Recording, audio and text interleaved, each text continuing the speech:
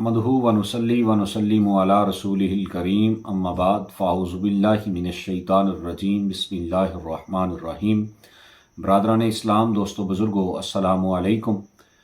इससे पहले आप नमाज की शराइत और नमाज के फ़राइज़ के हवाला से गुफ्तगू समात फ़रमा चुके हैं। आज इंशाअल्लाह अज़ीज़ हम नमाज के जो वाजिबात हैं उनके हवाला से कलाम करेंगे। वाजिब नमाज के अंदर वो अरकान हैं कि अगर भूले से कोई वाजिब तर्क होता है नमाजी का, तो उसका अज़ाला नमाज का जो आखिरी कादा होता है, तशहद पढ़ने के बाद दाईं तरफ सलाम फेर कर 2 सजदे किए जाते हैं और फिर दोबारा से तशहद पढ़कर दुरूद पाक पढ़कर सलाम फेर कर नमाज को मुकम्मल कर लिया जाता है।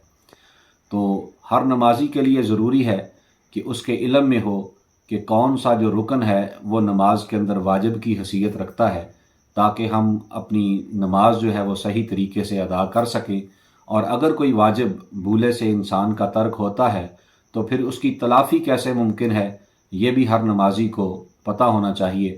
तो तकबीर तहरीमा जो हम कहते हैं नमाज शुरू करते वक़्त, तकबीर तहरीमा कहना यह नमाज का फ़र्ज़ है।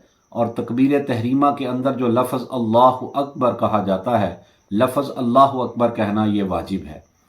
सूरतुल फ़ातिहा शरीफ पढ़ना ये वाजिब है। सूरतुल फ़ातिहा शरीफ के बाद सूरत मिलाना ये वाजिब है। सूरह फ़ातिहा और सूरत के दरमियान किसी अजनबी का फ़ासल ना होना ये भी वाजिब है।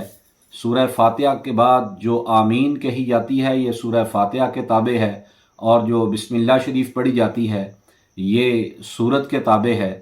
तो इसके अलावा कोई और फ़ासल ना होना ये भी वाजिब है। इसी तरह सूरह फ़ातिहा शरीफ को सूरत से पहले पढ़ना ये वाजिब है। क़िराअत के बाद मुत्तसिल रुकू करना ये वाजिब है, और रुकू के बाद कौमा करना यानी कि सीधा खड़ा होना ये भी वाजिब है। अक्सर नमाजी हज़रात यहाँ पर गलती कर जाते हैं कि वो रुकू से थोड़ा सा अपने आप को ऊपर उठाते हैं, सीधा खड़ा नहीं होते बल्कि वहीं से सीधे सजदे में चले जाते हैं। तो जो नमाजी भाई रुकू के बाद अपने आप को सीधा खड़ा नहीं करता उसका वाजिब तर्क होता है, और वाजिब अगर तर्क होगा तो आपकी नमाज जो है वो ठीक नहीं होगी। तो रुकू के बाद हर नमाजी को चाहिए कि वो सीधा खड़ा हो जब समी अल्लाहु लिमन हमीदा कहा जाता है और रब्बाना वलकल हम्द पढ़ा जाता है, तो उस पर खड़ा होना जो है वो भी वाजिब है। इसी तरह दोनों सजदों के दरमियान जो बैठना है जिसको जलसा कहते हैं वो भी वाजिब है। बहुत सारे नमाजी आपने देखे होंगे कि जो एक सजदे से सर उठाते हैं, थोड़ा सा ऊपर उठते हैं और वहीं से फिर दूसरा सजदा कर लेते हैं। ये भी तरीका गलत है। हालांकि पहला सजदा मुकम्मल करने के बाद पुरसुकून हालत में बैठना और फिर दूसरा सजदा करना, दोनों सजदों के दरमियान बैठना जिसको जलसा कहते हैं ये वाजिब है। इसी तरह तादील अरकान जो है, हर रुकन को अच्छे तरीके से अदा करना, इत्मीनान के साथ अदा करना, ये भी वाजिबात नमाज में से है।